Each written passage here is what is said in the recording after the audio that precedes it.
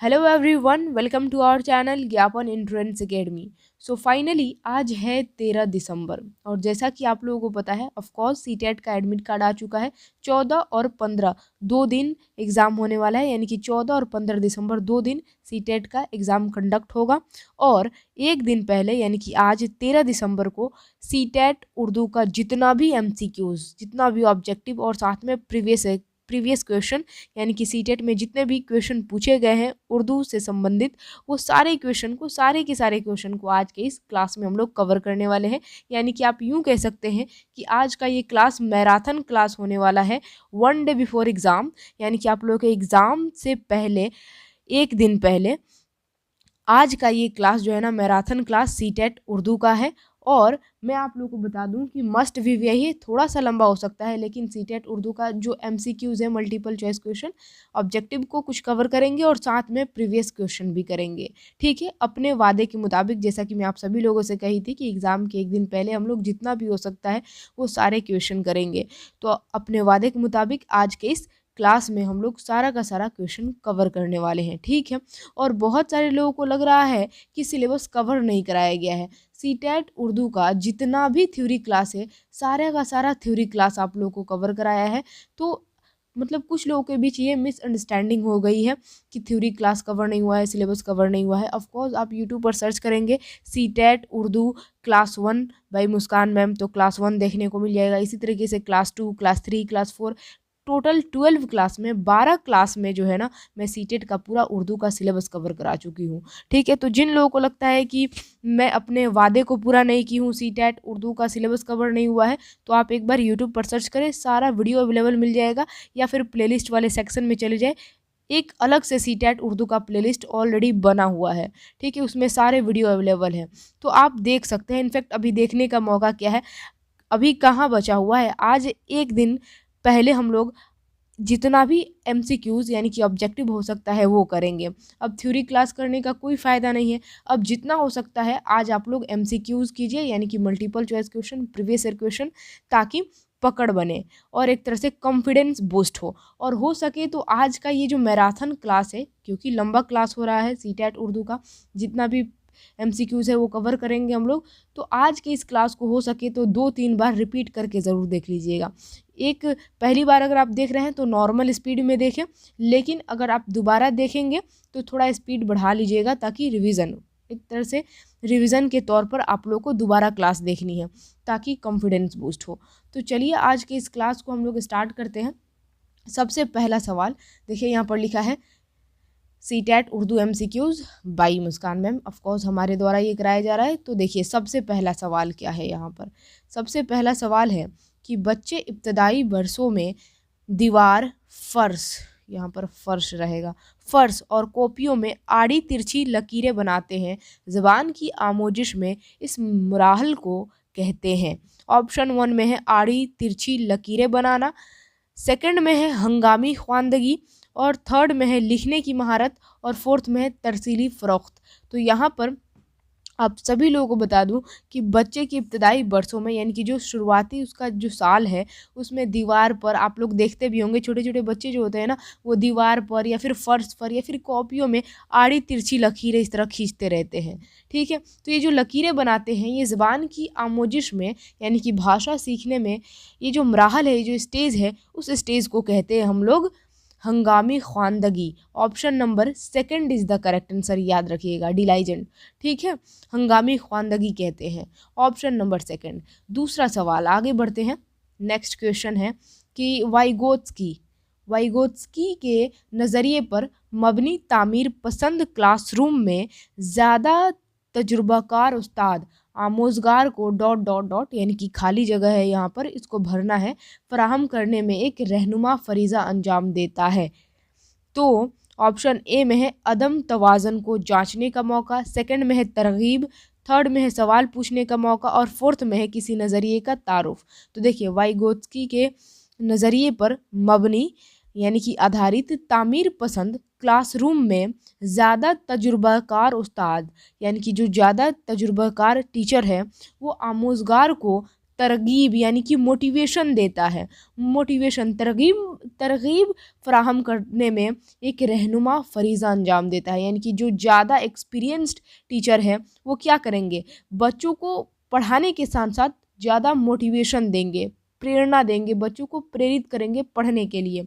ठीक है, तो option number second is the correct answer.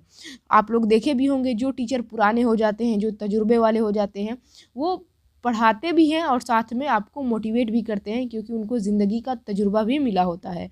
ठीक है, नेक्स्ट क्वेश्चन नंबर 3 है कि किसी ज़बान को बेहतर तौर पर सीखा जा सकता है अगर जो कुछ सीखा जा रहा है वह, ऑप्शन 1 में है कि वह क्लासरूम के सख्त माहौल का पाबंद हो। सेकंड में है सूरत और आवाज़ के लिहाज से मादरी ज़बान से करीबतर हो। थर्ड में है कॉलेज में दाखिला पाने की इम्कानात के करीब ला सके। फोर्थ में है तलबा की ज़िंदगी के उसूलों और मकासद के लिहाज से कारगर हो। तो इसका सही आंसर क्या होना चाहिए? देखिए, क्वेश्चन पूछा जा रहा है कि किसी ज़बान को बेहतर तौर पर सीखा जा सकता है अगर जो कुछ सीखा जा रहा है वह क्लासरूम के सख्त माहौल का पाबंद हो। नहीं, ये ऑप्शन नंबर 1 तो नहीं होगा। सूरत और आवाज़ के लिहाज से मादरी ज़बान से करीबतर हो, नो, ये भी नहीं हो सकता है। ठीक है, कॉलेज में दाखिला पाने के इम्कानात के करीब ला सके, नहीं, थर्ड भी नहीं होगा। Fourth is the correct answer, तलबा की ज़िंदगी के उसूलों और मकासद के लिहाज से वो कारगर होना चाहिए। ठीक है, तभी हम क्या कर सकते हैं, जो सीख रहे हैं वह अगर तलबा की ज़िंदगी और उसूल और मकासद के लिहाज से कारगर हो तो हम उस ज़बान को और बेहतर तरीके से सीख सकते हैं। यानी कि बच्चा जो है ना वो और उस ज़बान को बेहतरीन तरीके से सीख सकता है अगर उसके ज़िंदगी के उसूल से, उसके रियल लाइफ से कनेक्ट करके सिखाया जाए तो। चलिए आगे बढ़ते हैं। फोर्थ नंबर सवाल है कि अगर कोई बच्चा मादरी ज़बान बहुत ही तेज़ ढंग से पढ़ता है तो, ऑप्शन 1 में है वह बहुत सी ज़ुबानों में पढ़ लिख सकता है। सेकंड में है वह बेहतर ढंग से पढ़ सकता है लेकिन मादरी ज़बान में नहीं लिख सकता। थर्ड में है पढ़ने की महारत को दूसरी ज़बान सीखने में मुंतक़ल कर सकता है। और फोर्थ में है पढ़ने की महारत को दूसरी ज़बानों की आमोजिश में मुंतक़ल नहीं कर सकता है। तो देखिए, अगर कोई बच्चा अपने मदर टंग, अपनी मातृभाषा बहुत ही तेज़ी से पढ़ रहा है, तेज़ ढंग से पढ़ पा रहा है, तो वह जो है ना बहुत सी ज़ुबानों में पढ़ लिख सकता है। ये तो अच्छा, चलिए इसको लेकर चलिए, कोई बात नहीं। सेकंड ऑप्शन को देखिए, वो बेहतर ढंग से पढ़ लिख सकता है लेकिन मादरी ज़ुबान में नहीं लिख सकता, तो ये तो ऑप्शन नंबर सेकंड नहीं होगा। ठीक है, उसके बाद से यहाँ पर और ऑप्शन देखिए, ऑप्शन नंबर फोर्थ देखिए, पढ़ने की महारत को दूसरी ज़ुबान की आमोजिश में मुंतक़ल नहीं किया जा सकता है। यानी कि वो जो तेज़ ढंग से पढ़ रहा है अपने मादरी ज़ुबान को, वो जो है दूसरी ज़ुबान में ट्रांसफ़र नहीं हो सकता है। ऑफ कोर्स ये रॉन्ग हो जाता है। ऑप्शन नंबर 1 भी रॉन्ग हो जाएगा। Option number third is the correct answer, क्योंकि अगर कोई बच्चा अपने मातृभाषा में बहुत तेज़ ढंग से पढ़ पा रहा है, यानी कि वो पढ़ने की महारत को दूसरी ज़ुबान सीखने में मुंतक़ल कर सकता है। यानी कि ये जो पढ़ने का उसको एक्सपीरियंस है, ये जो पढ़ने की स्किल्स है, उसको वो दूसरी ज़ुबान सीखने में ट्रांसफ़र कर सकता है। यही स्किल जो है ना ट्रांसफ़र कर सकता है दूसरी ज़ुबान सीखने में। तो option number third is the correct answer. ठीक है, चलिए आगे बढ़ते हैं। क्वेश्चन नंबर 5 की ज़बान सीखने के रस्मी तरीक़ों में दर्ज से क्या शामिल नहीं है। यानी कि ज़बान सीखने का जो रस्मी तरीक़ा है इसमें क्या शामिल नहीं है। ऑप्शन ए में है उस्ताद, और बी में है सेकंड कह सकते हैं, सेकंड में है लैब, थर्ड में है स्कूल और फोर्थ में है घरेलू माहौल। तो देखिए, रस्मी तरीके में जो है ना घरेलू माहौल नहीं आ सकता है, इसको शामिल नहीं किया जा सकता है। तो option number fourth is the correct answer, क्योंकि शामिल नहीं किया जा सकता है यही पूछा गया है। रस्मी तरीके में क्या आता है, टीचर आता है, ठीक है, उस्ताद, लैब, स्कूल, क्योंकि स्कूल में बच्चा जाकर रस्मी तरीके से सीखता है। लेकिन गैर रस्मी तरीके में आ जाएगा घर का माहौल, क्योंकि बच्चा घर के माहौल से सीखता है, तो उस तरह के तरीके को गैर रस्मी तरीका कहते हैं। और रस्मी तरीका हो गया स्कूल में जाकर सीखना, मदरसे में जाकर सीखना। क्वेश्चन नंबर 6 है कि माँ बाप बच्चों के ज़रिए बोले जाने पर किस तरह की गलतियाँ सुधारते हैं। यानी कि यहाँ पर पेरेंट्स की बात की जा रही है कि जो माँ बाप है वो बच्चों के ज़रिए जो ज़ुबान बोले जाते हैं, अगर बच्चा गलती करता है तो उस गलती को सुधारते हैं। ऑप्शन ए में है तकलीद से मुतालिक, सेकंड में है जुमला से मुतालिक, थर्ड में है कवायद से मुतालिक और फोर्थ में है सेहत से मुतालिक। यानी कि किस तरह की गलतियाँ जो है माँ बाप सुधारते हैं जब बच्चा बोलता है। तो यहाँ पर ध्यान रखिएगा, सेहत से मुतालिक तो होगा नहीं और कवायद से मुतालिक नहीं, जुमला से मुतालिक भी नहीं। ऑप्शन नंबर ए तकलीद से मुतालिक।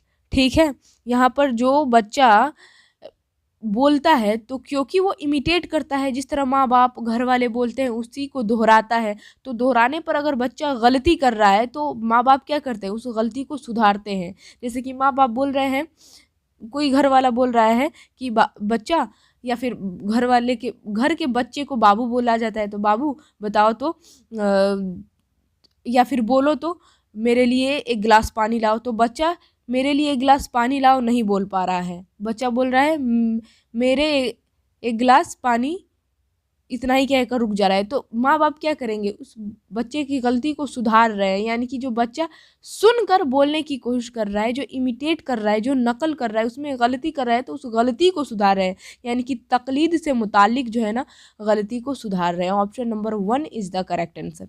ठीक है, क्वेश्चन नंबर 7 है कि बच्चे ज़बान सीखने की कौत लेकर पैदा होते हैं, यह किसका कौल है। यानी कि किसने कहा है, ये किसका कौल है कि बच्चे ज़बान सीखने की कौत लेकर पैदा होते हैं। यानी कि सीखने की जो सलाहियत होती है ज़बान, वो बच्चों के अंदर पैदाइशी होती है। ये किसने कहा है, तो ऑफकोर्स आप लोगों को पता होगा, Noam Chomsky. Option number 3 is the correct answer, इन्हीं का कहना है। और क्वेश्चन नंबर 8 कि तामीर पसंदी कंस्ट्रक्टिविज़म के मुताबिक आमोजगार होता है। ऑप्शन ए में है मालूमात की तामीर करने वाला, सेकंड में है अपने उस्ताद की इत्बा करने वाला, थर्ड में है मालूमात की दोबारा तख्लीक करने वाला और फोर्थ में है मालूमात हासिल करने वाला। तो यहाँ पर डायरेक्ट पूछा जा रहा है कि तामीरी पसंद यानी कि कंस्ट्रक्टिविज़म, तो ऑफकोर्स मालूमात की तामीर करने वाला जो है ना आमोजगार होता है। यानी कि तामीरी पसंद कंस्ट्रक्टिविज़म के मुताबिक आमोजगार यानी कि जो अधिगम करता है वो होता है मालूमात की तामीर करने वाला। ठीक है, वो खुद बनाता है। Option number 1 is the correct answer. Question number 9 है कि हक़ तालीम के मुताबिक बच्चे को सीखने का हक है। यानी कि RTE एक्ट की बात की जा रही है, राइट टू एजुकेशन एक्ट। हक़ के तालीम के मुताबिक जो है बच्चे को सीखने का हक है। ऑप्शन 1 में है सरकारी ज़बान में, सेकंड में अंग्रेज़ी ज़बान में, थर्ड में है जदीद हिंदुस्तानी ज़बान में और फोर्थ में है मादरी ज़बान में। तो ऑफकोर्स हक़ के तालीम के मुताबिक बच्चे को सीखने का हक है अपने मादरी ज़बान में। Option number 4 is the correct answer. बच्चे को उसके मादरी ज़बान, उसकी मातृभाषा में जो है सिखाया जाए, मदर टंग। क्वेश्चन नंबर 10 कि समाजी तामुल के तसव्वुर का ताल्लुक किससे है। ऑप्शन 1 में है कोलबर्ग, सेकंड में है वाइगोत्स्की, थर्ड में है पानिनी और फोर्थ में है स्किनर। तो समाजी तामुल यानी कि सोशल इंटरेक्शन, सामाजिक अंतक्रिया के तसव्वुर का ताल्लुक यानी कि संबंध किससे है, सामाजिक तामुल का तसव्वुर किसने दिया है। तो आप लोगों को पता होगा, ये हर एक चीज़ ऑफकोर्स पढ़ाया भी गया है। वाइगोत्स्की आप कह सकते हैं। तो option number 2 is the correct answer, Vygotsky के मुताबिक। ठीक है, यानी कि समाजी तामुल, सामाजिक अंतक्रिया का तसव्वुर का संबंध जो है वो वाइगोत्स्की से है। Option number 2 is the correct answer. Next question number 11 है कि एक नए मजमून का तारुफ कराते वक्त उस्ताद को ऐसे सवालात पूछने चाहिए जो ऑप्शन 1 में है पढ़ाई जाने वाले मजमून से मुताल्लिक हो, और सेकंड में है तलबा की इदराक की सलाहियत से परे हो, थर्ड में है कि पढ़ाए जाने वाले मजमून को बच्चे की साबिका मालूमात से जोड़ते हो, और फोर्थ में है तलबा के लिए गैर मारूफ हो। तो एक नए मजमून का तारुफ करा रहे हैं आप, क्या कर रहे हैं, तारुफ करा रहे हैं। तो उस वक्त उस्ताद को ऐसे सवालात पूछने चाहिए जो पढ़ाए जाने वाले मजमून को बच्चे के साबिका मालूमात से जोड़ते हों। यानी कि साबिका मालूमात से, पहले से बच्चा जान रहा हो उससे जोड़ रहे हों, उस तरह के सवालात आप उस मजमून से मुताल्लिक पूछिए। ठीक है, तो option number 3 is the correct answer. Question number 12 है कि दूसरी जमात का उस्ताद तलबा को मुख्तलिफ हरकत व सकनात के साथ एक दिलचस्प कहानी सुनाता है। क्या कह रहा है यहाँ पर क्वेश्चन कि दूसरी क्लास का कोई टीचर है जो कि बच्चों को क्या कह रहा है, बच्चों को हर मुख्तलिफ हरकत व सकनात यानी कि बॉडी लैंग्वेज के ज़रिए जो है वो एक दिलचस्प कहानी सुनाता है बच्चों लोगों को। और पूरी कहानी सुनाने के बाद कुछ तलबा से कहता है कि वह इस कहानी को अपने लफ्ज़ों में दोबारा बयान करे। ऐसा करके वह जांचने की कोशिश करता है, यानी कि जब पूरी कहानी सुना लेता है टीचर तो वो बच्चों से कहता है कि उस कहानी को बच्चे जो है ना अपनी लफ्ज़ों में दोबारा सुनाए यानी कि बयान करें। तो ऐसा करके वो टीचर जांचने की कोशिश करता है। क्या जांचने की कोशिश करता है? ऑप्शन ए में है 1 में कि पढ़ने की सलाहियत, सेकंड में है लिखने की सलाहियत, थर्ड में है सुनने की सलाहियत और फोर्थ में है बोलने की सलाहियत। तो ऐसा करके जो है टीचर वो बच्चों की सुनने की सलाहियत को जांचता है कि बच्चा कितने ध्यान से सुन रहा है, क्योंकि बच्चा जब ध्यान से सुनेगा तभी वो दोबारा उस कहानी को रिपीट कर पाएगा। ठीक है, तो सुनने की सलाहियत को जो है फ़रोग दिया जा रहा है, यहाँ पर बढ़ावा दिया जा रहा है और उसकी जांच की जा रही है कि बच्चे कितने ध्यान से सुन रहे थे कहानी को। ठीक है, तो option number third is the correct answer. और जब बच्चा सही तरीके से सुन लेगा कहानी को तभी तो उसको रिपीट कर पाएगा यानी कि बोलेगा, तो बोलने की सलाहियत भी क्या होगी, इंक्रीज़ होगी, उसमें उसको फ़रोग मिलेगा। ठीक है, आगे बढ़ते हैं क्वेश्चन नंबर 13 कि उस्ताद चौथी जमात के तलबा को किसी मौजू पर आज़ादाना तौर पर लिखने की हौसला अफजाई कर सकता है अगर मौजू मुताल्लिक हो। यानी कि चौथी क्लास के स्टूडेंट को उस्ताद जो है किसी भी मौजू पर किसी भी टॉपिक पर आज़ादाना तौर पर लिखने की हौसला अफजाई करता है अगर वो टॉपिक जो है मुताल्लिक हो, संबंधित हो। किससे?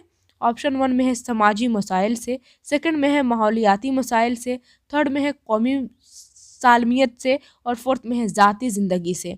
तो इसका सही आंसर होगा ऑप्शन नंबर फोर्थ, ज़ाती ज़िंदगी से, क्योंकि बच्चे के पर्सनल लाइफ से अगर कोई टॉपिक रिलेटेड है तो टीचर जो है ना वो आज़ादाना तौर पर लिखने की हौसला अफजाई कर सकता है और बच्चा लिखने की कोशिश भी करेगा, उसको कंफर्टेबल फील होगा क्योंकि जाती ज़िंदगी से उसके पर्सनल लाइफ से रिलेटेड है वो टॉपिक, तो वो आसानी से लिख भी पाएगा, उसके अंदर ख्यालात आएंगे। ठीक है, तो ज़ाती ज़िंदगी से मुताल्लिक हो अगर मौजू तो बच्चा आज़ादाना तौर पर लिख सकता है और एक तरह से हौसला अफजाई भी की जा सकती है। क्वेश्चन नंबर 14 है कि आमोज़गारों में बोलने की महारत को सबसे बेहतर ढंग से फ़रोग दिया जा सकता है अगर उन्हें मौका फ़राहम किया जाए।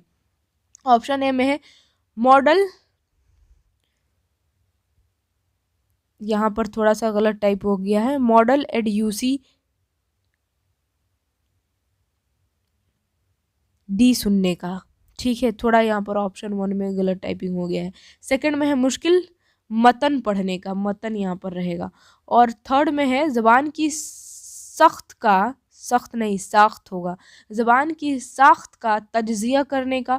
और फोर्थ में है हकीकी ज़िंदगी जैसे माहौल में ज़्यादा से ज़्यादा बात करने का।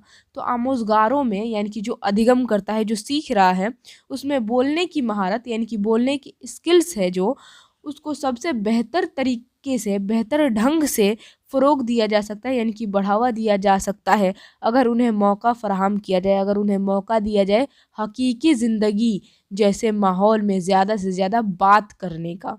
ठीक है, अगर उन्हें मौका दिया जाए तो वो बेहतर तरीके से बोलने की महारत को यानी कि बोलने की स्किल्स को डेवलप कर सकता है अपने अंदर। तो option number 4 is the correct answer.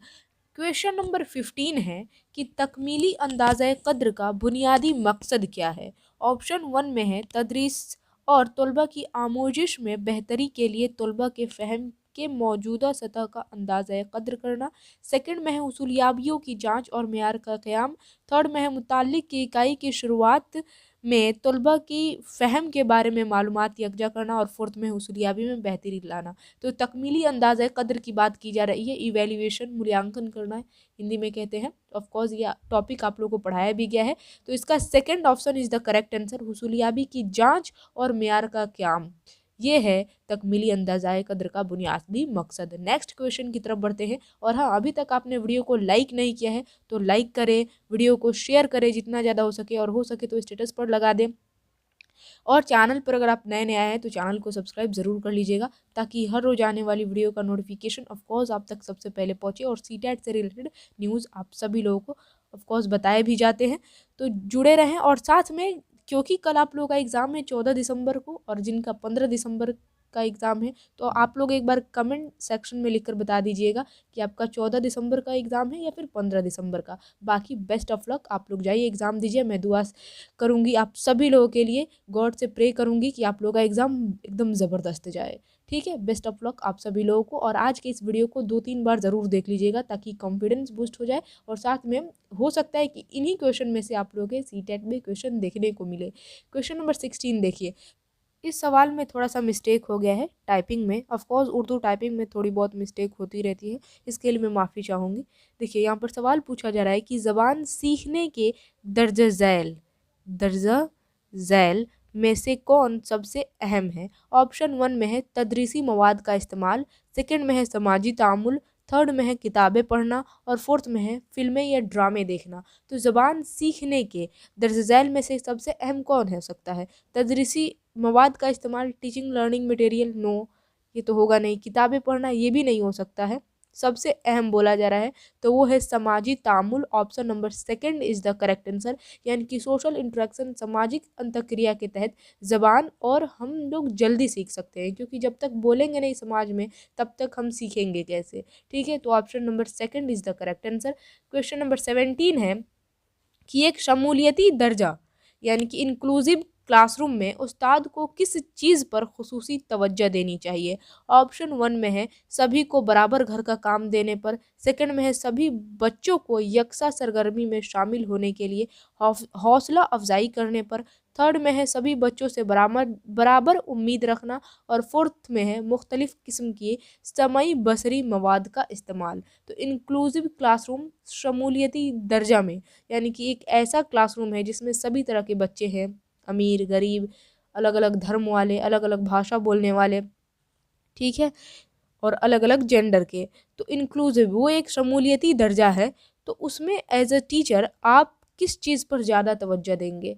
तो वो है ऑप्शन नंबर 4, मुख्तलिफ किस्म के समई बसरी मवाद का। ठीक है, जिससे बच्चे जो है ना दिलचस्पी लेंगे सीखने में। तो option number 4 is the correct answer. Question number 18 है कि एक उस्ताद तलबा को ग्रुप में बैठकर पढ़ने के लिए कहता है। ध्यान से सुनिएगा, एक जो टीचर है वो विद्यार्थियों को क्या कहता है कि ग्रुप में बैठकर वो पढ़े।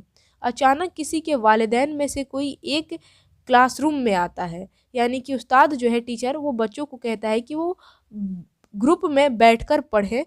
तभी अचानक किसी विद्यार्थी का, किसी स्टूडेंट का वालिदैन यानी कि उनके पेरेंट्स जो है वो क्लासरूम में आ जाते हैं और देखते हैं कि बच्चे ग्रुप में बैठे हुए हैं और उस्ताद तलबा के दरमियान इधर उधर घूम रहा है। यानी कि पेरेंट्स क्या करते हैं, देखते हैं कि बच्चे जो है ना वो ग्रुप में बैठे हुए हैं और उस्ताद यानी कि टीचर जो है उन बच्चों के इधर उधर घूम रहा है। यह देखकर उसे अच्छा नहीं लगता है, यानी कि वालिदैन को, पेरेंट्स को अच्छा नहीं लगता है। और इस हालत से निपटने का बेहतरीन तरीका क्या हो सकता है, यानी कि यह देखकर पेरेंट्स को अच्छा नहीं लगता है तो इस हालत से निपटने का बेहतरीन तरीका क्या है। ऑप्शन 1 में है वालिदैन को प्रिंसिपल से दरख्वास्त करनी चाहिए कि उनके बच्चे का शख्स बदल जाए, और सेकंड में है वालिदैन को चाहिए कि अपने बच्चे को घर ले आए, थर्ड में है वालिदैन को प्रिंसिपल से उस्ताद की शिकायत करनी चाहिए, और फोर्थ में है वालिदैन को उस्ताद पर भरोसा और एतमाद करना चाहिए। तो इसका करेक्ट आंसर होगा ऑप्शन नंबर 4, वालिदैन को उस्ताद यानी कि टीचर पर भरोसा और एतमाद करना चाहिए कि टीचर जो भी कर रहा है बच्चों के भलाई के लिए ही कर रहा है, बच्चों के तरक्की विकास के लिए ही कर रहा है। ठीक है, नेक्स्ट क्वेश्चन नंबर 19 कि बच्चों के लिए तदरीसी आमोजशी मवाद के इंतखाब में सबसे अहम नुक्ता क्या है। यानी कि तदरीसी आमोजशी मवाद का चुनाव कर रहे हैं अगर आप, TLM टीचिंग लर्निंग मटेरियल, तो फिर उसमें सबसे अहम नुक्ता क्या होना चाहिए। ऑप्शन 1 में है उसे करीबी बाज़ार में दस्तयाब होना चाहिए, यानी कि करीबी बाज़ार में अवेलेबल हो, क्या ये है? नो, ऑप्शन नंबर 1 तो होगा नहीं।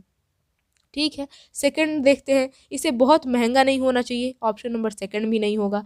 इसे सिर्फ तलबा का तैयार शुदा होना चाहिए, जहाँ पर सिर्फ वर्ड आ जाए वो भी निगेटिव टैग वर्ड है, तो ऑप्शन नंबर 3 भी नहीं होगा। Option number 4 is the correct answer. उसे सियाक के मुताबिक और मजबूत और मरबूत अंदाज में इस्तेमाल होने वाला होना चाहिए। तो ऑप्शन नंबर 4 हो गया बिल्कुल सही जवाब। जो भी आप टीएलएम का इंतखाब कर रहे हैं, चुनाव कर रहे हैं, तो वो सियाक के मुताबिक और मरबूत अंदाज में इस्तेमाल होने वाला होना चाहिए। ठीक है, 20 नंबर सवाल है कि अपने तलबा के लिए अदब इत्फाल मुंतखब करने का सबसे अहम पहलू क्या होगा। ऑप्शन 1 में है बच्चों की दिमागी सतह और उनकी दिलचस्पी। तो of course option number 1 is the correct answer. ये तो आसान था। क्वेश्चन नंबर 21 है कि दर्ज झैल का दर्ज झैल दर्ज झैल नहीं है, दर्जा दोम का उस्ताद छपे मतन में लफ्ज़ों को दुरुस्तगी और आसानी के साथ पहचानने की महारत को बढ़ाने पर जोर देता है। यानी कि दूसरी क्लास का जो टीचर है वो बच्चों को क्या करता है, किस चीज़ पर जोर देता है, तो छपे मतन यानी कि प्रिंटिंग जो टेक्स्ट है, छपे मतन में लफ्ज़ों को दुरुस्तगी और आसानी के साथ पहचानने की महारत को बढ़ाने पर जोर देता है। तो ये अल्फाज होते हैं। ऑप्शन 1 में है आम मकबूल अल्फाज। तो ऑफकोर्स आम मकबूल अल्फाज ही होंगे जिसको पहचानने की महारत पर जो है टीचर जोर देता है। तो ऑप्शन नंबर 1, इसमें सोचने वाली कोई बात ही नहीं है। 22 नंबर सवाल है कि चौथी जमात का उस्ताद देखता है कि कुछ तलबा चार्ट, फ्लैश कार्ड और स्मार्ट बोर्ड वगैरह के ज़रिए ज़बान के नए तसव्वुरात को सीखते हैं। उनकी आमोजिश का अंदाज़ कहलाता है। यानी कि चौथी क्लास का एक स्टूडेंट नहीं बल्कि टीचर, उस्ताद की बात की जा रही है। चौथी क्लास का एक उस्ताद है जो कि देखता है कि कुछ जो विद्यार्थी हैं यानी कि स्टूडेंट, वो चार्ट, फ्लैश कार्ड और स्मार्ट बोर्ड वगैरह के ज़रिए ज़ुबान के नए तसव्वुरात को सीखते हैं। यानी कि इन सभी चीज़ों के ज़रिए क्या कर रहे हैं, ज़ुबान के नए तसव्वुरात को सीख रहे हैं। तो उनकी आमोजिश का अंदाज़ क्या कहलाता है। ऑप्शन ए में है बसरी, सेकंड में है जिस्मानी हरकत शनासी, थर्ड में है जमालियाती और फोर्थ में है समई। तो यहाँ पर आपको देख लेना है कि किस चीज़ की बात की जा रही है, चार्ट की, फ्लैश कार्ड की और स्मार्ट बोर्ड की। यानी कि इसका जो है ना संबंध किससे है, ये मुताल्लिक है बसरी। ठीक है, यानी कि देखने से related option number 1 is the correct answer. क्योंकि बच्चे क्या कर रहे हैं, चार्ट, फ्लैश कार्ड और स्मार्ट बोर्ड का यूज़ कर रहे हैं नए ज़ुबान को सीखने में। तो ऑफकोर्स वो देख कर सीख रहे हैं। तो option number 1 is the correct answer. Question number 23 है कि आपकी क्लास में एक लड़के की बिनाई ख़राब है, यानी कि वो देख नहीं सकता है। ज़बान के उस्ताद की हैसियत से आप क्या करेंगे, यानी कि भाषा के शिक्षक के तौर पर आप क्या करेंगे। ऑप्शन 1 में है उसका काम मुकम्मल करने के लिए वालिदैन को मुकर्रर करेंगे। सेकंड में है मतन को सुनने और पढ़ने के लिए ब्रेल किताबें और समई मवाद फ्राहम करेंगे। थर्ड में है उसके हमजोलियों को उसकी मदद का ज़्यादातर मौका देंगे। और फोर्थ में है बच्चे का काम करके उसकी मदद करेंगे। आपके हिसाब से क्या होना चाहिए। एक लड़का है जिसकी बिनाई ख़राब है, तो उसको क्या करना है कि मतन को सुनने और पढ़ने के लिए ब्रेल किताबें और समई मवाद फ्राहम करेंगे। क्योंकि एक ब्रेल जो है ना, आप देखे भी होंगे ऑफकोर्स, जो अंधे बच्चे होते हैं यानी कि बिनाई जिनकी ख़राब होती है, उनके लिए अलग से ही किताबें बनी होती है, ब्रेल लिपि में आप कह सकते हैं। तो option number 2 is the correct answer. मतन को सुनने और पढ़ने के लिए ब्रेल किताबें और समई मवाद फ्राहम करेंगे। ठीक है, आगे बढ़ते हैं। क्वेश्चन नंबर 24 कि आमोज़गारों के अंदाज़े क़द्र के दौरान ज़बान के उस्ताद को सबसे ज़्यादा तवज्जो देनी चाहिए। ऑप्शन 1 में है प्रोजेक्ट वर्क देने पर। एक बार सवाल फिर से पढ़ लीजिए, इसको समझ लेना ज़रूरी है। आमोज़गारों के अंदाज़े क़द्र के दौरान, यानी कि जो अधिगम करता है सीखने वाला, उसके अंदाज़े क़द्र यानी कि इवैल्यूएशन, मूल्यांकन किया जा रहा है। तो मूल्यांकन करने के दौरान एज अ टीचर यानी कि ज़बान के जो शिक्षक है, उस्ताद, वो सबसे ज़्यादा किस चीज़ पर तवज्जो देंगे। ऑप्शन 1 में है प्रोजेक्ट वर्क देने पर, यानी कि इस पर तवज्जो देनी चाहिए। सेकंड में है योन टेस्ट लेने और उनकी कारकर्दगी को, यहाँ पर थोड़ा सा गलत टाइप किया गया है, जांचने के लिए उसका रिकॉर्ड रखने पर। और थर्ड में है आमोज़गारों की कारकर्दगी के बारे में मालूमात जमा करने के मुख्तलिफ तरीक़ों के इस्तेमाल पर। जी हाँ, option number 3 is the correct answer. 24 का ऑप्शन नंबर 3 हो जाएगा। आमोज़गार जो है ना, उनकी कारकर्दगी के बारे में मालूमात जमा करने के मुख्तलिफ तरीक़ों के इस्तेमाल पर आप तवज्जो देंगे अंदाज़ा क़द्र यानी कि मूल्यांकन करते समय। 25 नंबर सवाल है कि पोर्टफोलियो के अंदाज़ा क़द्र के बारे में दर्ज झैल में से कौन दुरुस्त नहीं है? पोर्टफोलियो व्यवस्था आप लोग जानते ही होंगे। तो दर्ज झैल में से कौन दुरुस्त नहीं है? ऑप्शन 1 में है तलबा को ज़्यादा खुद मुख्तार बनाने में मुआविन होता है। सेकंड में है पोर्टफोलियो का अंदाज़ा कदर तलबा की आमोजिश के बारे में शवाहिद फराहम करता है। यहाँ पर दुरुस्त नहीं है पूछा गया है। थर्ड में है पोर्टफोलियो का अंदाज़ा कदर तलबा की आमोजिश का एक बार किया जाने वाला अंदाज़ा कदर है। तो यही हो जाएगा, option number third is the correct answer. क्यों एक बार? क्यों? पोर्टफोलियो का अंदाज़ा कद्र तलबा की आमोजिश का एक बार किया जाने वाला अंदाज़ा कद्र है। यही जो है ना, यही तीसरा ऑप्शन दुरुस्त नहीं है। तो option number third is the correct answer. 26 number सवाल है कि फीडबैक होता है ताकि ऑप्शन 1 में है असातिज़ा अपनी तदरीस को बेहतर बना सके। सेकंड में असातिज़ा और आमोज़गार दोनों खुद में बेहतरी ला सके। तो फीडबैक इसीलिए तो होता है ताकि असातिज़ा यानी कि जो टीचर्स हैं और जो आमोज़गार यानी कि अधिगम करता है सीखने वाले, दोनों खुद में बेहतरी ला सके। तो option number second is the correct answer. अगला सवाल है 27 नंबर कि निपुण भारत स्कीम का मकसद क्या है? ऑप्शन 1 में है तलबा की सेहत की सहूलियाती फ्राहम करना। सेकंड में है तलबा में बुनियादी ख्वानदगी और अददी इल्म को फ़रोग देना। थर्ड में है मुलाजमत के मौका फ्राहम करना। और फोर्थ में है तलबा को रोज़गार फ्राहम करना। तो ऑफकोर्स निपुण भारत स्कीम क्या है ये आप लोगों को मैं बताई भी हूँ। तो इसका ऑप्शन नंबर सेकंड हो जाएगा, तलबा में बुनियादी ख्वानदगी और अददी इल्म को फ़रोग देना। ठीक है, तो option number second is the correct answer. आगे बढ़ते हैं क्वेश्चन नंबर 28 कि इब्तदाई सतह पर बच्चे को ज़बान का फ़रोग देने में सबसे अहम क्या है? यानी कि ज़बान भाषा को बढ़ावा देने में सबसे अहम क्या है? ऑप्शन 1 में है कवायद का इल्म, यानी कि ग्रामर का नॉलेज होना चाहिए। सेकंड में है बच्चे का अंदाज़ कद्र, इवेल्युएशन करें आप, ज़बान की दरसी किताब, या फिर ज़बान के लिए मुनासिब माहौल। तो ज़बान को बढ़ावा देने के लिए सबसे ज़्यादा जो अहम है ज़रूरी, वो है ज़बान के लिए मुनासिब माहौल। ठीक है, उस तरह का माहौल दे बच्चों को ताकि वो ज़बान को सीख सके, ज़बान का बढ़ावा मिले, फ़रोग मिले। क्वेश्चन नंबर 29 है कि कवायद की तदरीस के बारे में दर्ज झैल में से कौन दुरुस्त है, यानी कि कौन सही है? ऑप्शन 1 में है असातिज़ा को ज़िंदगी के हर शोबे में कवायद को लाजिम करना चाहिए। सेकंड में है कवायद के साथ अलहदगी बर्ताव करना चाहिए। थर्ड में है अलहदा बर्ताव करना चाहिए। और थर्ड में कवायद को सियाक में बरतना चाहिए। और फोर्थ में असातिज़ा को ख़ुद कवायद के बारे में अपनी मालूमात में इजाफ़ा करना चाहिए। तो ऑफकोर्स ऑप्शन नंबर 4 तो होगा नहीं, ऑप्शन नंबर 1 भी नहीं होगा। कवायद के साथ अलहदा बर्ताव, अलग बर्ताव नहीं, ऑप्शन नंबर सेकंड भी नहीं होगा। Option number third is the correct answer. कवायद को सियाक में बरतना चाहिए, यानी कि कवायद का अगर आप तदरीस कर रहे हैं, यानी कि पढ़ा रहे हैं, बच्चों को कवायद पढ़ा रहे हैं, तो उस वक्त क्या करना है आपको? कवायद को सियाक में बरतना ज़रूरी है, यानी कि पहले से जो मिली जानकारी है उससे जोड़ने की कोशिश कीजिए। कवायद जो आप पढ़ा रहे हैं वो पहले से मिली जानकारी के मुताबिक, यानी कि साबिक़ा मालूमात के ज़रिए जोड़ कर पढ़ाएंगे तो वो सबसे बेहतर तरीका है। तो option number third is the correct answer. अगला सवाल है 30 नंबर सवाल कि बच्चा अपने दोस्त से जिस ज़बान में बात करता है वह उस्ताद के साथ बातचीत से मुख्तलिफ होती है। यानी कि बच्चा अपने दोस्त से जिस भाषा में बात करता है वो भाषा बिल्कुल मुख्तलिफ होती है, बिल्कुल अलग होती है जब वो उस्ताद से जिस भाषा में बात करता है, यानी कि टीचर से जिस भाषा में बात करता है। ऑफ कोर्स टीचर से हम लोग बोलते हैं कि सर ये कर दें, या फिर ये देख लीजिए, या फिर ये इसे क्या कहते हैं सर बताइए प्लीज़।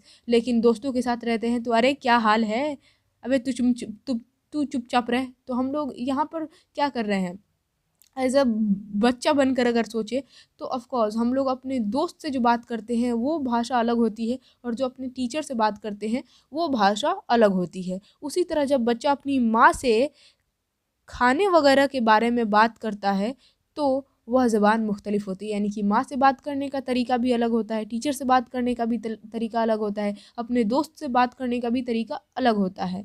तो ज़बान का कौन सा पहलू यहाँ पर सरगर्म होता है? ऑप्शन ए में है माहौलियाती पहलू, सेकंड में है नफ्सियाती पहलू, थर्ड में है गैर रस्मी पहलू, और फोर्थ में है समाजी पहलू। तो ये है माहौलियाती पहलू, क्योंकि माहौल के हिसाब से जो है ना यहाँ पर ज़बान भी बदल जा रही हैं। अगर आप माँ के पास हैं तो आपका ज़बान अलग है, भाषा अलग भाषा में आप बात करेंगे। अगर आप अपने दोस्तों के साथ हैं तो माहौल क्योंकि बदल गया, अब दोस्त के साथ जिस तरह से बात करते हैं उस तरीके से आप बात करेंगे। फिर यहाँ पर आपका जो है भाषा चेंज हो जाएगा। फिर उस्ताद के साथ अगर बात कर रहे हैं तो फिर आपका भाषा चेंज हो जाएगा, यानी कि माहौलियाती पहलू पर स्टूडेंट है। तो option number 1 is the correct answer. अब आइए ज़रा हम लोग सीटेट जुलाई 2024 में जो एग्ज़ाम हुआ था, अभी कुछ महीनों पहले, दिसंबर चल रहा है ना अभी, ये जुलाई में जो सीटेट का एग्ज़ाम हुआ था, तो देख लेते हैं कि क्वेश्चन किस तरीके से उर्दू में पूछे गए थे। एक तरह से रियल वाली फीलिंग आएगी, ऐसा लगेगा आप लोगों को जैसे कि आप फाइनल एग्ज़ाम ही दे रहे हो सीटेट का, ठीक है, क्योंकि क्वेश्चन उसी तरीके से बिल्कुल हूबहू ओरिजिनल क्वेश्चन है पेपर 1 के लैंग्वेज 1 का, ठीक है। क्वेश्चन नंबर 91 से क्वेश्चन स्टार्ट होगा। तो चलिए देखते हैं और आप लोग खुद से आंसर बताने की कोशिश कीजिएगा।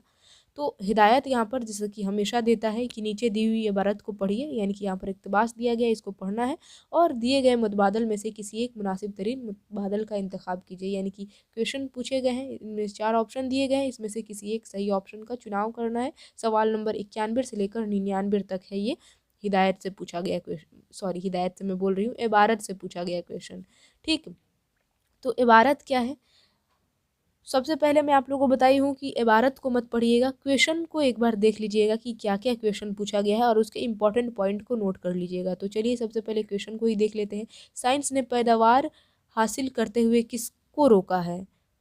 तो यहाँ पर कहत साली है ज़मीन के कटाव को, जानवरों के शिकार को, खुश्क साली को। ऑप्शन एक बार देख लीजिए। उसके बाद से 92 नंबर है कि दूसरे ममालिक में सामान फ़रोख्त करने के लिए किस मेयार का लिहाज रखा जाता है? सामान की पेशकश किस मेयार का लिहाज रखा जाता है दूसरे ममालिक में सामान फ़रोख्त करने के लिए? तो ये क्वेश्चन एक तरह से माइंड में जो है ना पॉइंट आउट कर लीजिए। 93 नंबर सवाल है कि साइंस की बदौलत किस में बड़ी तरक्की हुई है? साइंस के बदौलत किस चीज़ में बहुत तरक्की हुई है? ये आप लोग पॉइंट आउट कर लीजिए, माइंड में सेट कर लीजिए कि हाँ ये क्वेश्चन पूछा गया है, और तब हम लोग इबारत को पढ़ेंगे तो आसानी से उस सवाल का जवाब मिलता चला जाएगा। 94 नंबर सवाल है कि साइंस ने किस हिस्स को मजबूत किया है? किस हिस्स को मजबूत किया है, ये भी सवाल है। साइंस ने किसके नए नए तरीके बताए हैं? ये भी क्वेश्चन हो गया। 96 नंबर है तरीके की जमा, तो ये तो पता होगा तरीके की जमा क्या होगा? तरीकों। जी हाँ, option number 4 is the correct answer. 96 का इसका तो डायरेक्ट, क्योंकि ये कवायद का क्वेश्चन है। 97 है कि खूबसूरती का मुतजाद यानी कि अपोजिट वर्ड, तो इसका तो आप लोग को पता ही होगा बदसूरती। अभी क्वेश्चन के आंसर में नहीं बता रही हूँ, क्वेश्चन के इंपॉर्टेंट पॉइंट को नोट कर ले रहे हैं हम लोग, ताकि जो हम लोग इबारत पढ़ेंगे तो डायरेक्ट आंसर मिलता चला जाएगा। 98 नंबर सवाल है कि साइंस का अमल कैसा होता है? तो ये भी साइंस का अमल कैसा होता है, इसको पॉइंट आउट कर लिया गया। 99 नंबर सवाल है कि सिलसिलेवार अमल की वजह से किसकी आलमी बर्दारी कायम हो जाती है? किसकी आलमी बर्दारी कायम हो जाती है? चलिए अब हम लोग इबारत को पढ़ते हैं, क्योंकि एक तरह से अंदाज़ा मिल गया है कि क्वेश्चन कहाँ कहाँ से पूछा गया है। तो साइंस ने जमहूरियत की हिस्स को मजबूत किया गया है। साइंस ने जमहूरियत की हिस्स को मजबूत किया है। क्वेश्चन पूछा था ना कि साइंस ने किसके हिस्स को मजबूत किया है? तो जमहूरियत की हिस्स को। तो ये पता चल गया आंसर। आगे क्वेश्चन आएगा तो आप लोग बता सकते हैं।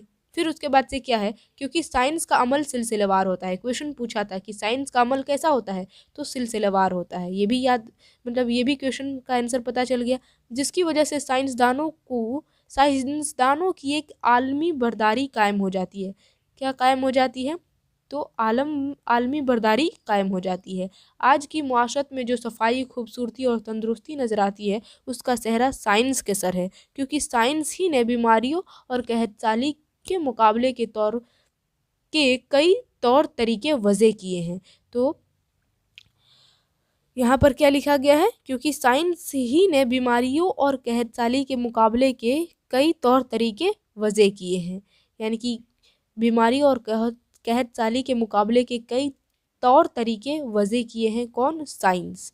और उसके बाद से एक हद तक ज़्यादा पैदावार हासिल करते हुए कहतसाली को रोका है। तो किसको रोका है? क्वेश्चन पूछा गया था यहाँ पर 91 नंबर सवाल में ही पूछा गया था कि साइंस ने पैदावार हासिल करते हुए किसको रोका है? तो कहतसाली को रोका है। नकल व हमल के नए नए तरीके बताए हैं। ये भी क्वेश्चन पूछा गया था कि साइंस ने किसके नए नए तरीके बताए हैं? तो नकल व हमल के। वक्त और फासले के मसले को ख़त्म कर दिया है। सनअत व हिरफत में साइंस की बदौलत बड़ी तरक्की हुई है। दूसरे ममालिक में सामान फ़रोख्त करने के लिए खुशनुमा और ख़ूबसूरत मेयार का लिहाज रखा जाता है। ये भी है। और ताकि आलमी मंडी में उस सामान को पसंद किया जाए। ठीक, अब हम लोग क्वेश्चन की तरफ बढ़ते हैं। 91 नंबर सवाल क्या था कि साइंस ने पैदावार हासिल करते हुए किसको रोका है, तो कहतसाली को। Option number 1 is the correct answer. अब आप लोग फटाफट आंसर बता सकते हैं क्योंकि भारत को आपने पढ़ लिया है। दूसरे ममालिक में सामान फरोख्त करने के लिए किस मेयार का लिहाज रखा जाता है, तो ऑफ कोर्स ये तो आसान है, अभी हम लोग पढ़े थे, खुशनुमा और बदसूरत मेयार का। Option number 4 is the correct answer. 93 number सवाल है कि साइंस, देखिए यहाँ पर लिखा भी गया है, खुशनुमा और बदसूरत मेयार का लिहाज रखा जाता है। ठीक है, तो 92 का option number 4 is the correct answer. 93 number सवाल है कि साइंस की बदौलत किसमें बड़ी तरक्की हुई है, तो साइंस की बदौलत सनअत, सनअत यहाँ पर रहेगा, 1 मिनट, यहाँ पर लिखा भी गया है सनअत व हिरफत में, सनअत व हिरफत में तरक्की हुई है। तो ऑप्शन नंबर 4 यहाँ पर सनअत व हिरफत था, ऐसे थोड़ा गलत टाइप हो गया है, उर्दू टाइपिंग में थोड़ी मिस्टेक रहती है, इसके लिए मैं माफ़ी चाहूँगी। तो option number 4 is the correct answer. 94 number सवाल है कि साइंस ने किस हिस्स को मजबूत किया है, तो जमहूरियत की इसको मजबूत किया है, अभी हम लोग पढ़े थे। Option number 4 is the correct answer. 95 number सवाल है कि साइंस ने किसके नए नए तरीके बताए हैं, तो नकल व हमल के नए नए तरीके बताए हैं। Option number 1 is the correct answer. 96 number सवाल है तरीके की जमा क्या होगी, तरीके का बहुवचन जमा होगा तरीकों। खूबसूरती का मुतजाद, तो ऑप्शन नंबर 1 बदसूरती। ठीक, 91 नंबर सवाल है कि साइंस का अमल कैसा है, तो स्टार्टिंग में ही लिखा था साइंस का अमल कैसा है, तो सिलसिलेवार होता है। Option number 1 is the correct answer. 99 number सवाल लास्ट इस इबारत का कि सिलसिलेवार अमल की वजह से किसकी आलमी बर्दारी कायम हो जाती है, तो साइंसदानों की आलमी बर्दारी कायम हो जाती है। Option number 2 is the correct answer. तो ये इबारत का 91 से लेकर 99 तक हो गया। अब यहाँ पर शायरी से क्वेश्चन पूछा गया है। हिदायत दिया गया है कि नीचे दिए हुए शेरी हिस्से को पढ़िए और दिए गए मुतबादल में से किसी एक मुनासिब तरीन मुतबादल का इंतखाब कीजिए। सवाल नंबर 100 से लेकर 105 सवालों का जवाब देना है आपको। तो यहाँ पर क्या है ट्रिक यह है कि अगर शेरी हिस्सा लंबा है तो आप लोग जो है ना डायरेक्ट शेरी हिस्से को मत पढ़िएगा, क्वेश्चन पढ़ लीजिएगा। लेकिन अगर शेरी हिस्सा छोटा है तो आप लोग डायरेक्ट शेरी हिस्से को पढ़ सकते हैं। तो क्या है यहाँ पर, ये छोटा दिख रहा है तो इसको पढ़ ही लेते हैं। जुगनी की रोशनी है काशाने चमन में, या शमा जल रही है फूलों के अंजुमन में, आया है आसमां से उड़कर कोई सितारा, या जान पड़ गई है महताब की किरण में, या शब की सल्तनत में दिन का सफ़ीर आया, गुर्बत में आके चमका गुमनाम था वतन में, तुकमा कोई गिरा है महताब की क़बा का, ज़र्रा है या नुमाया सूरज के पैरहन में, परवाना एक पतंगा जुगनू भी एक पतंगा, व रोशनी का तालिब या रोशनी सरापा। तो यहाँ पर जो है ना ये शेरी हिस्सा था। अब इससे क्वेश्चन पूछे गए हैं। 100 नंबर सवाल है कि दूसरे शेर में शायर ने जुगनू को क्या कहा है। दूसरा शेर देखिए, दूसरा शेर ये है। दूसरा शेर आया है आसमां से उड़कर कोई सितारा, क्योंकि ये है पहला शेर, ये है दूसरा, ये है तीसरा, ये है चौथा, इस तरह से करके यहाँ पर टोटल कितने शेर हैं, 1 मिनट में बता ही देती हूँ। 1 2 3 4 5 यहाँ पर शेर है, जिसमें से दूसरा शेर ये है, आया है आसमां से उड़कर कोई सितारा। तो ये कहा गया है कौन से ऑप्शन में, ऑप्शन नंबर 1 में ही दिख जा रहा है, कोई सितारा आसमां से उड़कर आ गया। Option number 1 is the correct answer. 101 number सवाल है कि शायर ने जुगनू को शब की सल्तनत में कौन सा सफ़ीर बताया है, तो दिन का सफ़ीर बताया है। Option number 2 is the correct answer. सफ़ीर का जमा सफ़ीरो ही होगा, सफ़ायरो नहीं होगा। Of course option number 4 is the correct answer. ठीक है, शायर के नज़दीक जुगनू की रोशनी काशाने चमन में कैसी मालूम हो रही है, तो फूलों की अंजुमन में जैसे शमा जल रही हो वैसे मालूम हो रही है। तो ऑप्शन नंबर 4। ठीक है, तुकमा कोई गिरा है, ऑप्शन नंबर 1 गिरा है महताब की क़बा का। झैल में दिए गए लफ्ज़ों में से सही लफ्ज़ को भरना है, तो ऑप्शन नंबर 1 ही हो जाएगा, गिरा है। 105 नंबर सवाल है कि शायर ने परवाने को किसका तालिब बताया है, तो वो रोशनी का तालिब। Option number 4 is the correct answer. 106 number सवाल, अब यहाँ से जो है ना ये 91 से लेकर 105 तक ये लैंग्वेज कंप्रेशन का क्वेश्चन था। अब 106 से लेकर 120 तक ये पेडागोजी का क्वेश्चन होगा। तो पेडागोजी का सवाल स्टार्ट हो रहा है 106 नंबर सवाल से, और सवाल क्या है कि यहाँ पर खाली स्थान है, खाली जगह डॉट डॉट, और पूछा गया है कि आमोजिश की एक किस्म है, यानी कि डॉट डॉट आमोजिश की एक किस्म है जब बच्चे को अपनी आला जहनी सलाहियतों जैसे जहानत और मुतालिक व इस्तदलाल को बरूए कार लाना पड़ता है। तो यहाँ पर खाली जगह पर क्या होना चाहिए? तो खाली जगह पर रहेगा तसव्वुर की आमोजिश। तसव्वुर की आमोजिश जो है ना, आमोजिश की एक किस्म है जब बच्चे को अपनी आला ज़हनी सलाहियतों जैसे ज़हानत और मुतालिक व इस्तिदलाल को बरूए कार लाना पड़ता है। तो ऑप्शन नंबर 1 इसका सही आंसर हो जाएगा। 107 नंबर सवाल है कि एक बच्चा खुद से हत्ती के मौजू पर इज्तमाई गौर व खोज के बाद भी एक इक़्तिबास नहीं लिखता है, ताहम बड़ों और दोस्तों और हमजोलियों की रहनुमाई में वह इस तरह के इक़्तिबास लिखने की सलाहियत रखता है। इस तरह कोई रहनुमा को क्या कहते हैं? यानी कि यहाँ पर सवाल पूछा गया है, थोड़ा-सा यहाँ पर मिस्टेक भी हो गई है टाइपिंग में। मैं बता दे रही हूँ यहाँ पर क्या क्वेश्चन पूछा जा रहा है। यहाँ पर कहा जा रहा है कि बच्चे जो है ना, क्लास में उस्ताद के सामने वो लिख नहीं पा रहा है, इक़्तिबास नहीं लिख पा रहा है, ठीक है? लेकिन दोस्तों और हमजोलियों की रहनुमाई में वह इक़्तिबास लिखने की सलाहियत रखता है। तो इस तरह की रहनुमाई को हम क्या कहते हैं? तो इस तरह की रहनुमाई को कहा जाता है ताउन। Option number 4 is the correct answer. 108 number सवाल कि दरसी किताब के बारे में दर्ज झैल में से कौन सा बयान दुरुस्त है? जो सिलेबस का किताब है उसके बारे में कौन सा बयान दुरुस्त है पूछा गया है। ऑप्शन 1 में है यह दरसियात में बयान करदा मकासद के हुसूल में मुआविन होता है। यहाँ स्टेशन के लिए तालीमी सरगर्मियों की मनसूबाबंदी है। तो ज़्यादा पढ़ने की ज़रूरत नहीं है। Option number 1 is the correct answer. यह दरसियात में बयान करदा मकासद के हुसूल में मुआविन होता है। Option number 1 is the correct answer. दरसी किताब का मकसद क्या होना चाहिए? यही होना चाहिए। ऑप्शन नंबर 1 तो हो गया। 109 नंबर सवाल है कि 5वीं जमात के उस्ताद की हैसियत से आपने तलबा से मतन को बगौर पढ़ने के लिए कहा, फिर सियाक के हवाले से सवालात के जवाबात पूछे। इस तरह आप तलबा की हौसला अफजाई करते हैं। किस चीज़ की हौसला अफजाई करते हैं? तो ऑप्शन 1 में है गैर मुताले की, सेकंड में है सरसरी मुताले की, थर्ड में है बगैर मुताले की, बगौर मुताले की, और फोर्थ में है तौसी मुताले की। तो 109 का option number 3 is the correct answer. बगौर, बगौर रहेगा कि बच्चा गौर से पढ़ा है कि नहीं। पहले बच्चों से पढ़वा लिए और उसके बाद से जो पढ़वाए हैं उससे रिलेटेड क्वेश्चन पूछ रहे हैं। तो इसका मतलब क्या हुआ कि आप बच्चों की किस चीज़ की हौसला अफजाई कर रहे हैं? बगौर मुताले की, कि बच्चा ध्यान से पढ़ा है कि नहीं, गौर से पढ़ा है कि नहीं। 110 नंबर सवाल है कि एक उस्ताद की हैसियत से बच्चे की मजमूई तौर पर ज़बान के इस्तेमाल को सराहते हैं, गर्चा बाज़ अल्फाज का तलफ़ुज़ उसने गलत किया। आप अपनी क्लास में डॉट डॉट तरीके को अपना रहे हैं। तो कौन से तरीके को आप अपना रहे हैं? कुल ज़बान के तरीके को अपना रहे हैं। Option number 4। 111 नंबर सवाल है कि ज़बान का इख्तिसाब इक्तसाब रहेगा। ज़बान का इक्तसाब उस वक्त होता है जब ऑप्शन 1 में है बच्चे को तर्जुमा की मश्क कराई जाती है, सेकंड में है बच्चे को पढ़ने का मौका दिया जाता है, थर्ड में है बच्चों को ज़बान से रूबरू होने का मौका मिले, फोर्थ में है बच्चों को कवायद की तालीम दी जाए। तो ज़बान का इक्तसाब उस वक्त होता है, यानी कि अर्जन उस वक्त होता है जब बच्चे को ज़बान से रूबरू होने का मौका मिले, तभी ज़बान का क्या होगा? इक्तसाब होगा। तो option number 3 is the correct answer. अगला सवाल है 112 नंबर सवाल कि ज़बान के उस्ताद को आमोज़गारों की आज़ादाना तौर पर लिखने में मदद करनी चाहिए, क्योंकि आज़ादाना तौर पर लिखने का बुनियादी फ़ायदा यह है कि ऑप्शन 1 में है लिखने और न लिखने की आज़ादी होती है, सेकंड में वह लिखने और क़तियत के साथ लिखने पर मजबूर नहीं होता, थर्ड में अपनी पहली ज़बान की ख़साइस को तहरीरी ज़बान में शामिल कर सकते हैं, और फोर्थ में रवानी और तख्लीक अंदाज लिखने में तलबा की हौसला अफजाई करता है। तो of course option number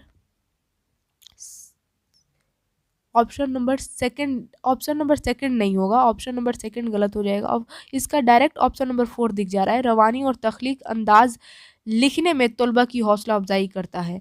option number 4 is the correct answer. लिखने और ना लिखने के, ये तो डायरेक्ट गलत है। अपनी पहली ज़बान की ख़साइस को तहरीरी ज़बान में नहीं। Option number 4 is the correct answer.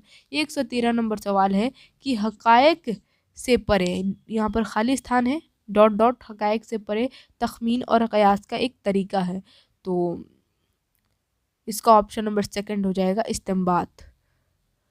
अगला सवाल है 114 नंबर की क्लासरूम में मादरी ज़बान को अलग करना डॉट डॉट तरीका की खुसूसियत है, यानी कि कौन से तरीके की खुसूसियत है।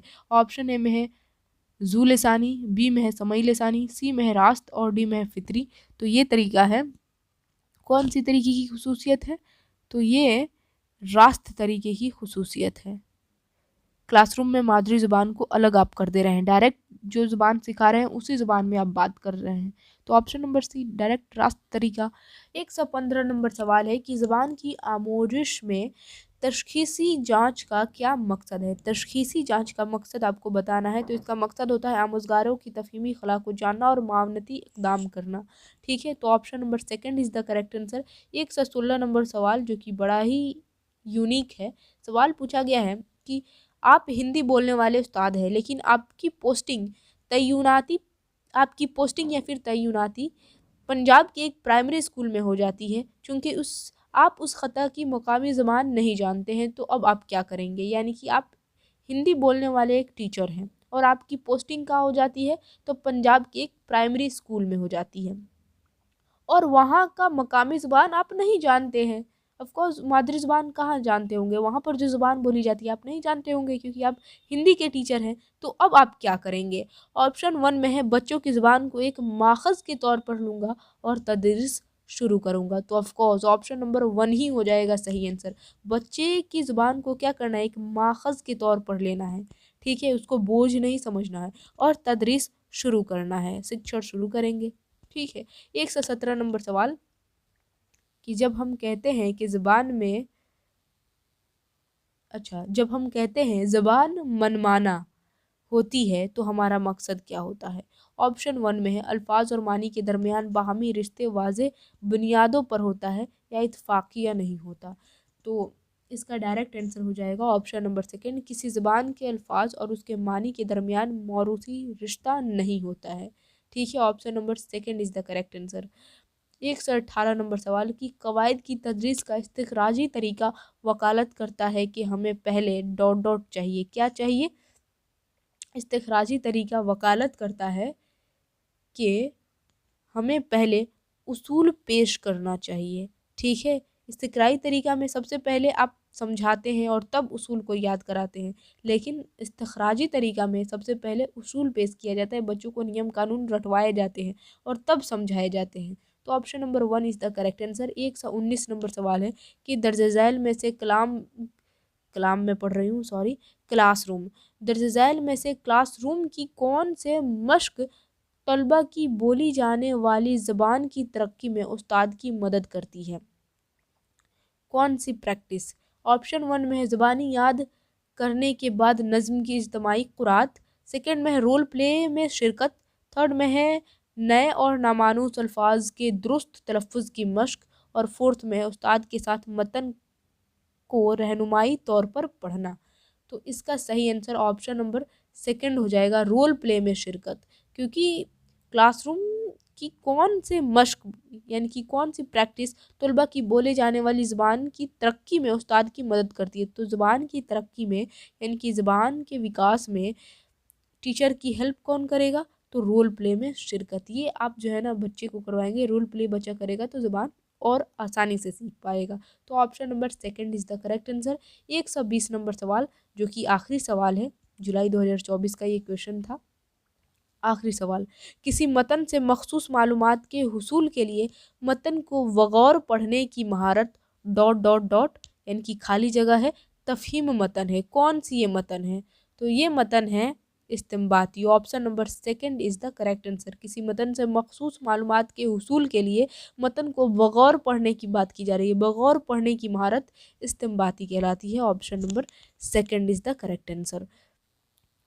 अब आइए ज़रा हम लोग सीटेट जनवरी 2024 में जो एग्ज़ाम हुआ था उसके क्वेश्चन को देख लेते हैं कि कैसा क्वेश्चन उर्दू में पूछा गया था। जुलाई का तो हो गया, जनवरी के एक बार देख लेते हैं। हालांकि ये क्वेश्चन मैं आप लोगों को कराई भी थी, लेकिन पूरा कंप्लीट नहीं हो पाया था। तो चलिए, पेपर 1 के लैंग्वेज 1 का ही है ये भी। हिदायत से स्टार्ट होगा, ऑफकोर्स रियल वाली फीलिंग आएगी और आप लोग खुद से आंसर बताने की कोशिश कीजिएगा और देखिएगा कि 91 से लेकर पूरा 120 तक, 1 मिनट, 91 से लेकर पूरा 120 तक आप लोग कितने सवालों का जवाब करेक्ट कर पाते हैं। तो हिदायत में दिया गया है कि नीचे दी गई इबारत को पढ़ना है, यानी कि यहाँ पर इबारत दी गई है, इसको पढ़ना है और सवाल पूछे गए हैं 91 से लेकर 99 तक, उसका जवाब देना है। तो मैं पहले ही बताई थी, सबसे पहले सवाल को पढ़ लेना है। लोनार झील साइंसदानों के अंदाजे के मुताबिक कितने साल पहले वजूद में आई? कितने साल पहले? शिहाब साकिब गिरने की वजह से कौन सी झील वजूद में आई? ये भी है क्वेश्चन। झील का पानी रंगीन होने की वजह से इसमें क्या पैदा नहीं होता? और पास का मुतजाद क्या होगा, तो पास का तो दूर होता है, ये अभी आपको पता चलेगा, लेकिन पहले क्वेश्चन को पॉइंट आउट कर लीजिए। किनारे की जमा किनारों होता है, आगे क्वेश्चन का आंसर बताया जाएगा। पानी में नमक की मिकदार ज़्यादा होने की वजह से सतह ज़मीन पर क्या नजर आने लगता है, ये पॉइंट आउट कर लीजिए कि हाँ ये क्वेश्चन पूछा गया है। लोनार झील का पानी कैसा है, ये पूछा गया है। मीठा और नमकीन, नमकीन और भारी, खारा और नमकीन, ये आगे पता चलेगा। और 98 नंबर सवाल है कि झील के आसपास का नज़ारा किसका दिल मोह लेता है, ये भी क्वेश्चन पॉइंट आउट कर लीजिए और तब इबारत को पढ़ेंगे तो मज़ा आ जाएगा। झील के किनारे तरह तरह के पौधे और दरख्त कितने फासले पर पाए जाते हैं, कितने फासले पर, ये भी एक सवाल है। तो चलिए अब हम लोग इबारत को पढ़ते हैं और कितना आसानी से देखिएगा हर एक सवाल का जवाब मिल जाने वाला है। सवाल क्या है, सबसे पहले लोनार झील उन चार झीलों में से एक है जो शिहाब साकिब गिरने से वजूद में आई। तो शिहाब साकिब गिरने से कौन सी झील वजूद में आई, तो लोनार झील, ये सवाल पूछा गया था, आंसर मिल गया। साइंसदानों के अंदाजे के मुताबिक लोनार झील 50-60 हजार साल पहले वजूद में आई, ये भी क्वेश्चन पूछा गया था। ऑफकोर्स 91 नंबर सवाल में यही सवाल था। ठीक है, इस झील का पानी खारी और नमकीन है, ये भी सवाल पूछा गया था, मिल गया आंसर। इसी वजह से इस पानी में कीड़े मकोड़े पैदा नहीं होते, इसी वजह से इस पानी में क्या पैदा नहीं होते हैं, तो कीड़े मकोड़े पैदा नहीं होते हैं, इसका भी आंसर मिल गया। पानी में नमक की मिकदार इतनी ज़्यादा है कि सतह ज़मीन पर बाज़ जगह नमक जमा हुआ नज़र आता है। क्या जमा हुआ नज़र आता है, तो नमक, ये भी क्वेश्चन पूछा था। उसके बाद से हैरत इस बात पर होती है कि झील के पानी के इंतहाई नमकीन होने के बावजूद झील के किनारे से सिर्फ 8-10 फीट के फासले पर तरह तरह के पौधे और दरख्त पाए जाते हैं। कितने फीट के फासले पर, ये सवाल पूछा था, तो 8-10 फीट के फासले पर। झील के आसपास के कई मंदिर और बुजुर्गों के मज़ार हैं। झील के आसपास का नज़ारा किसका दिल मोह लेता है, ये सवाल पूछा था, तो सयाहों का दिल मोह लेता है। अब आसानी से आप लोग बता सकते हैं 91 का क्या होगा। लोनार झील साइंसदानों के अंदाजे के मुताबिक कितने साल पहले वजूद में आई थी, तो ऑफकोर्स 50-60 हजार साल पहले, option number second. Shihab Sakib गिरने की वजह से कौन सी झील वजूद में आई, तो लोनार झील, option number 1 is the correct answer. झील का पानी रंगीन होने की वजह से इसमें क्या पैदा नहीं होते, तो कीड़े मकोड़े पैदा नहीं होते। देखिए कितना आसानी से आंसर बताया दिया जा रहा है यहाँ पर, सिर्फ पहले क्वेश्चन को पॉइंट आउट कर लेना है और तब इबारत को पढ़ना है। धड़ाधड़ आप लोग आंसर बताएंगे बिना समय वेस्ट किए। पास का मुतजाद दूर हो जाएगा, किनारे की जमा किनारों हो जाएगा, ऑप्शन नंबर 1। पानी में नमक की मिकदार ज़्यादा होने की वजह से सतह ज़मीन पर क्या नज़र आने लगता है, तो नमक जमा हुआ नज़र आता है, ऑप्शन नंबर 1। ठीक है, लोनार झील का पानी कैसा है, तो खारी और नमकीन है, option number 3 is the correct answer. 98 number सवाल है कि झील के आसपास का नज़ारा किसका दिल मोह लेता है, तो झील के आसपास का नज़ारा सयाहों का दिल मोह लेता है। 99 नंबर सवाल है कि झील के किनारे तरह तरह के पौधे और दरख्त कितने फासले पर पाए जाते हैं, तो सिर्फ 8-10 फीट के फासले पर, ऑप्शन नंबर सेकंड। तो यहाँ पर हो गया 99 तक।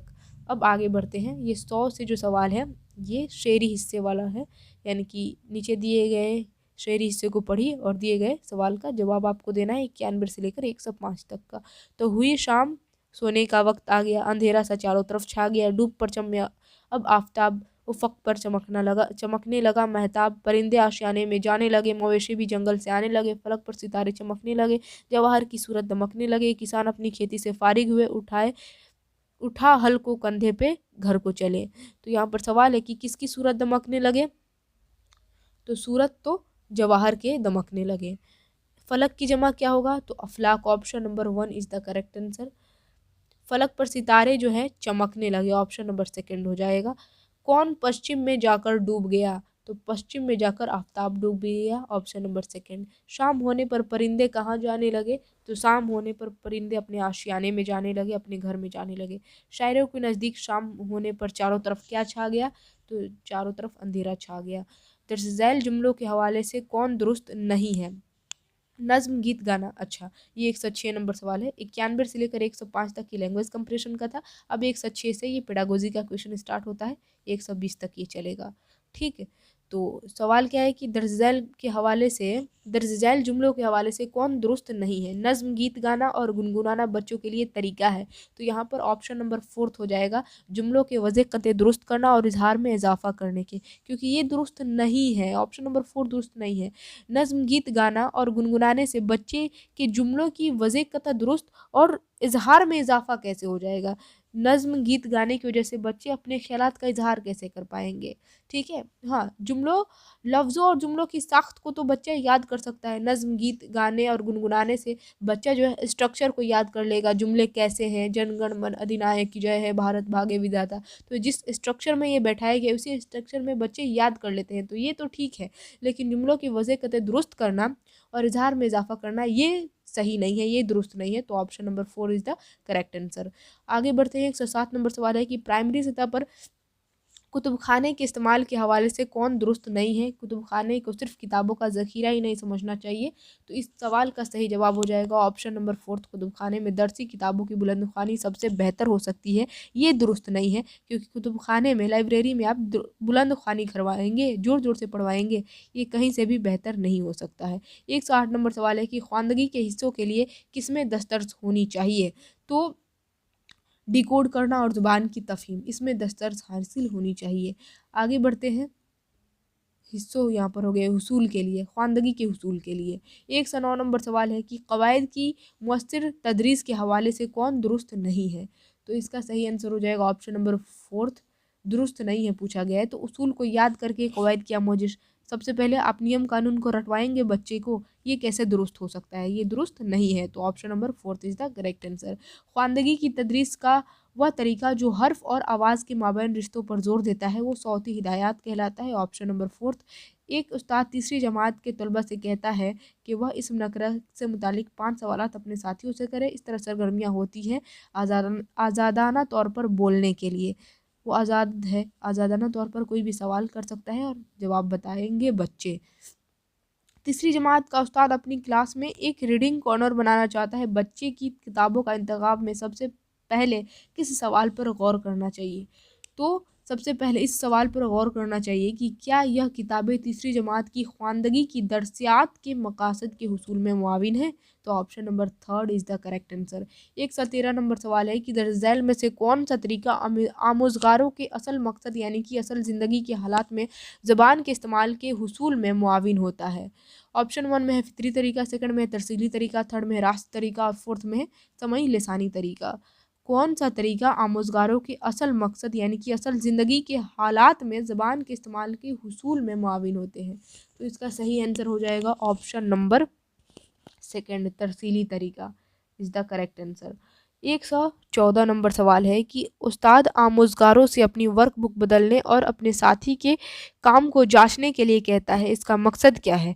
उसका मकसद है हमजोलियों की इस्लाह की महारत को फ़रोग देना।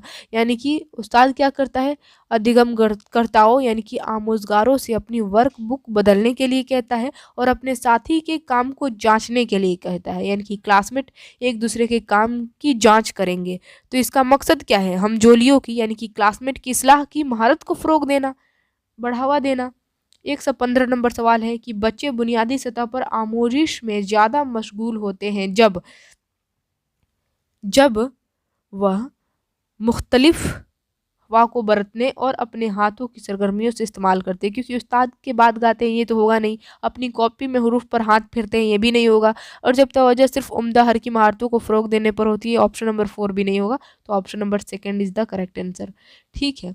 116 नंबर सवाल है कि 5वीं जमात का तालिब इल्म कहता है कि अपना काम टीचर के पास जमा करने से पहले आखिरी बार मतन की सेहत व कतियत चेक करता हूँ, लिखने की किस सतह पर है वो जो है हालांकि मसौदा तैयार करना है, या option number 1 is the correct answer, क्योंकि बच्चा क्या कर रहा है, अपना काम टीचर के पास जमा करने से पहले यानी कि होमवर्क जमा करने से पहले वो सेहत व कतियत की जांच कर रहा है कि वो ठीक लिखा है कि नहीं।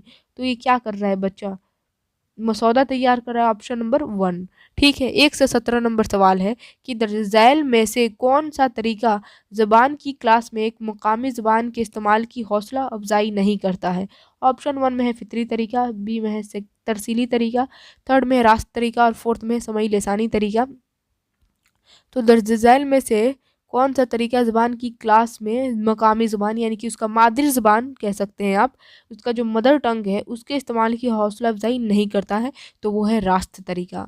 रास्त तरीका डायरेक्ट वो ज़बान जो सिखाई जाती है उसी ज़बान में बोला जाता है, उसी ज़बान में बच्चों को पढ़ाया जाता है, उसमें मकामी ज़ुबान का इस्तेमाल नहीं होता। तो option number third is the correct answer.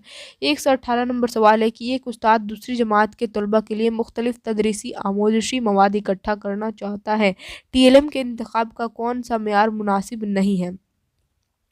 Option one में है मुंतखबा मवाद उस उम्र के बच्चों के लिए जज़ब और महफूज होना चाहिए।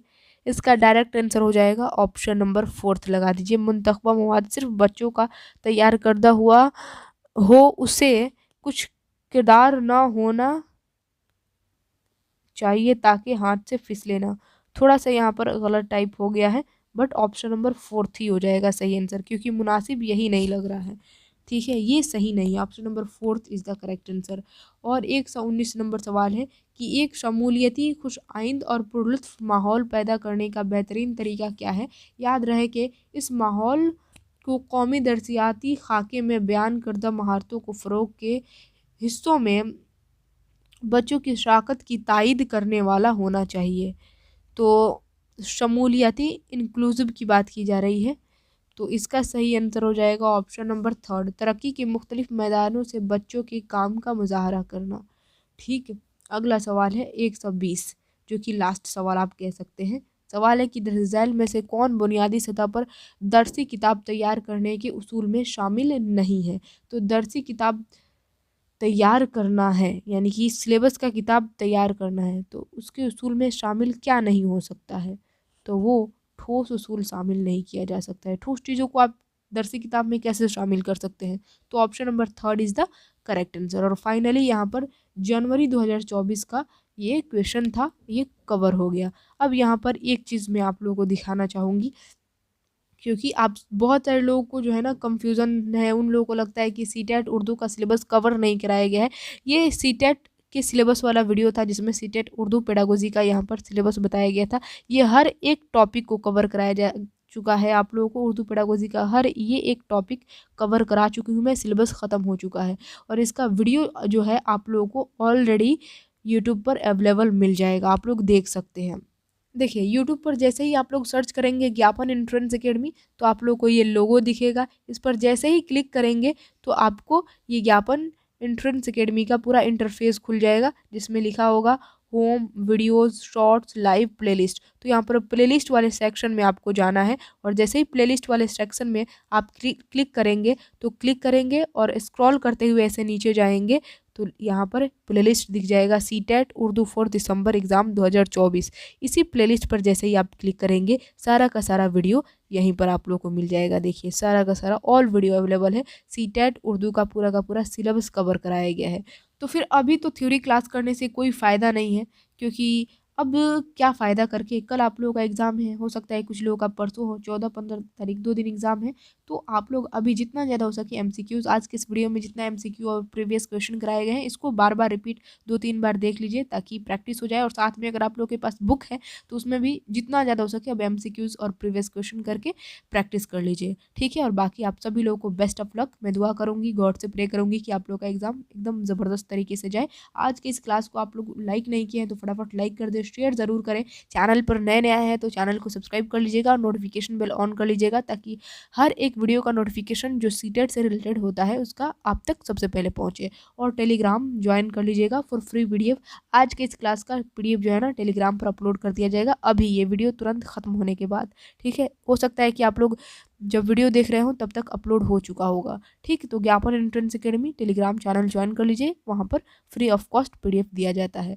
तो चलिए, आज के इस क्लास को हम लोग यहीं पर एंड करते हैं। अब फिर मिलेंगे हम लोग नेक्स्ट वीडियो में नेक्स्ट टॉपिक के साथ। तब तक के लिए जय हिंद और खुदा हाफिज़।